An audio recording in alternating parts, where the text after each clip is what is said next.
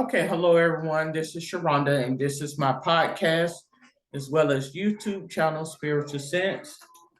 Today is October the 9th, which is a Sunday. And in this podcast, I'll go over topics in regards to the paranormal, occult, and supernatural. So I speak on things such as hauntings, curses, soul travel, time travel, astral projection, remote viewing, UFOs. I also discuss pagan belief systems and practices such as Wiccan, witchcraft, voodoo, hoodoo, to name a few. I'd like to start off by saying that this podcast, as well as this YouTube channel, is for entertainment purposes. And if you have any questions, comments, or suggestions, you are more than welcome to comment in the comment section. So, as I mentioned, that I was going to speak on full moon rituals. Because as we know,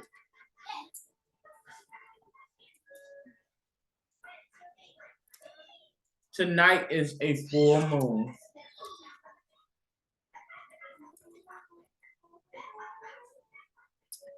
Full moon rituals, and tomorrow being what?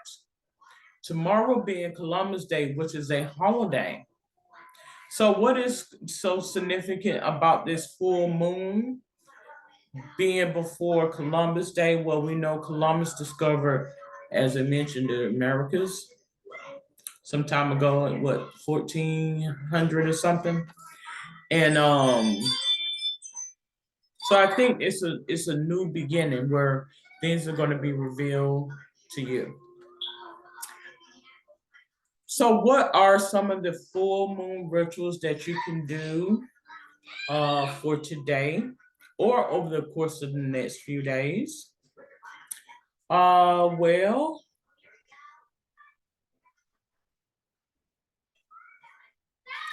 take a moonbeam bath or an actual bath. It says you can go outside and bathe in the moonlight in either the ocean or fresh water. This is a wonderful way to connect yourself with nature and the energy of the full moon. If bathing outside doesn't sound like you're something that you be into, a nice hot bath with a good amount of pink Himalayan salts, Epsom salts, or magnesium bath salts for your muscles. Make the space sacred by lighting some candles. Surround yourself with healing crystals. Burn some incense or Palo Santo and add a few drops of essential oils to the hot running water with you. Sandalwood essential oil. I think the sandalwood one is one of my favorite fragrances. For relaxation and tension, lavender oil would be best. Cleanse your space. The full moon is the high point of the lunar cycle when the moon is closest to the earth, and its cleansing energy can be felt full being. Take an hour out of your day to put clean, fresh bed sheets on your bed. Declutter your space. Water your house plants.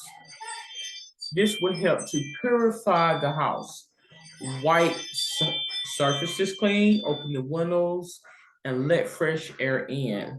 You can spritz the room with essential cleansing oils, then burn some incense, Palo Santo or sage, and a smudging ceremony. Do a full moon smudging ceremony. So smudging is an ancient cleansing ceremony and spiritual ritual practiced by indigenous Native Americans, which involves burning sacred herbs and walking the smoke to all corners of the home to purify the air. Sage bundles are the most commonly used for their purifying qualities, as is Palo Santo. And I got some Palo Santo somewhere as well. It has a nice fragrance to it, as it mentions here. It comes from a wild tree that is native to Peru and Venezuela. You can also light a candle and set intentions behind lighting that candle. Light your sage or Palo Santo and move towards, with both hands, move the smoke towards your heart, over your head, and down the front and back of your body to cleanse yourself. Then walk the smoke around the house to all corners, including cupboards, wardrobes, bottom and top corners of rooms.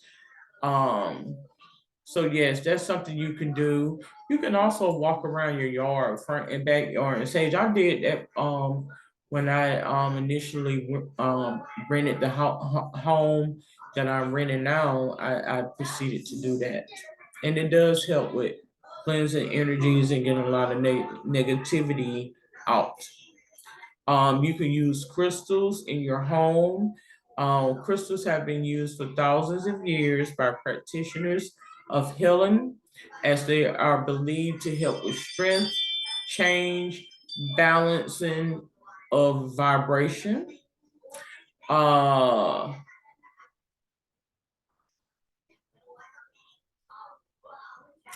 so some of the crystals they recommend: selenite, which is good for intuition, clarity, decision making, third eye chakra, calmness, and dispelling negative energies. You have moonstone. It is good for feminine energy, psychic abilities, intuition, crown, heart, and third eye chakras, as well as fertility. Amethyst is good in your intuition, emotional balance, third eye chakra, and dispelling negative energy. Now I need to get some more amethyst. I had some amethyst and I misplaced it. But if you take some amethyst, purple amethyst, and add a couple of drops of lavender oil to it and put it under your pillow, you will get some real good sleep. And that is no joke. That is the truth. Labradorite, decision making, throat chakra, higher consciousness, anxiety, and depression. Clear quartz, it mentions the immune system, calmness, clarity, metabolism, aura, and crown chakra.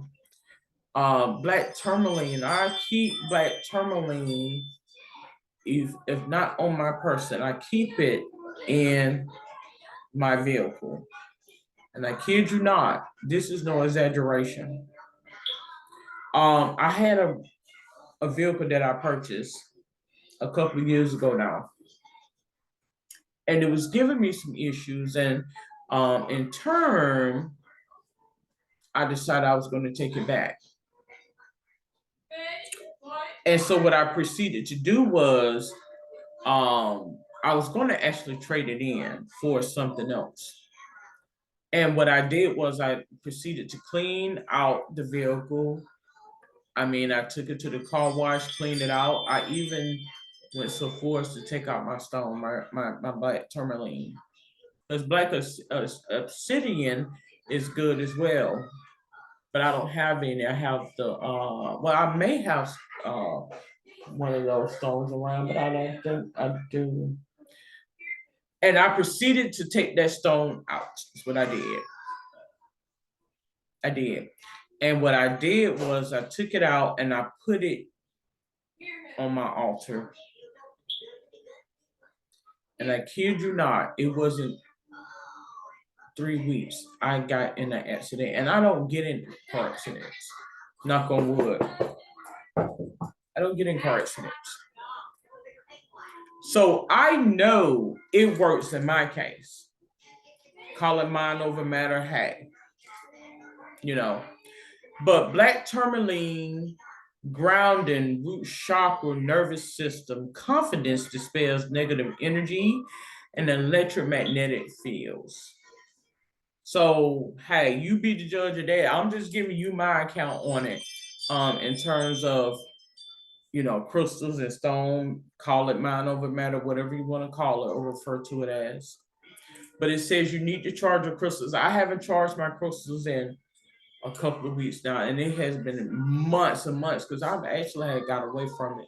But I will be doing that today because I'm going to prepare for this full moon. The light of the full moon is the best time to recharge your crystals. Wash your crystals first under running water and then place them outside in the moonlight to purify them and strengthen their individual energy. The light of the full moon is strong for around 3 days, either side of the full moon. So leave them out for longer if you feel called to do so.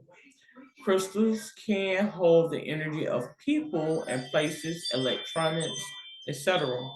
So it mentions it is important to regularly cleanse your crystals, especially the crystals you wear on your body.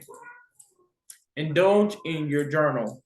Full moon is a great time to check in with the goals and manifestations that you set on the new moon. Journaling is a great way to get what is blocked up inside of you out. The process of writing while seeing the world in front of you cathartic, is as cathartic as it is magical. We have been loving this stunning journal for the magic of it, as quoted here. But anyways, I mean, they go on to mention because I don't like that this is being written in the person's dialogue, and I don't speak in such a manner. But it goes on to mention about astrological planners and things of the sort, and just put some, write out a prayer, write out your goals, your ambitions, your dreams during this time. So here are some questions that you can ask in regards to your full moon ritual. How do I feel right now? What do I wish to let go of? What is holding me back and no longer serving me? Does anything or anyone need releasing? What feels out of balance? What is on my mind right now? What new experiences do I wish to have? Write a release letter and then burn it. And I think I'm going to do this. That is a great idea. So it says you write down your deepest inner thoughts and then releasing that energy by watching it go up in flames. If you are stuck with what to release or write, you could write um a letter to yourself about the things you are worried about or want to rid yourself of, habits, negative thoughts, etc. Write a letter to someone whose energy or friendship no longer serves you and you want to let them go. So that's what it has mentions here. Count your blessings. Full moon is the time when emotions come to the surface. So you want to let go of any unresolved feelings by thinking about who and what you are grateful for. Fill yourself up with gratitude by making a list of everything that comes to mind. Then reread the list. Having a tough time finding something to be grateful for, just focus on one thing that you may be taking for granted and explore it from all different angles. Do an emotional release yin yoga class. The full moon and yin yoga are a beautiful partnership. As the full moon brings emotions to the surface, what better way than to release them from your body than with a deep, hip, heart opening yin class? It mentions you can raise your energy with a forgiveness full moon ritual yoga class. Okay, so that's basically similar, same. Read the cards. The full moon has long been associated with magic, divination, and fortune telling. So do as thousands of civilizations have done before us and channel the intuitive energy of the moon by doing a tarot card reading or get your angel cards out. meditate. So take advantage of the energy that the full moon offers and take time in meditation for introspection. Full moon is a time when emotions come to the surface. So take note of what thoughts keep appearing and use your breath to promote feelings of calm and stillness.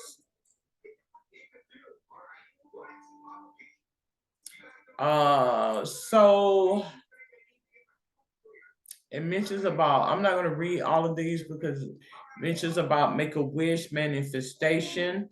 You can, sit under the moonlight, meditate, and just begin to speak to God or the gods and goddesses and let them know whatever your desires are and watch it manifest for you. I do believe that. I do. So I'm going to go on this website here and it mentions about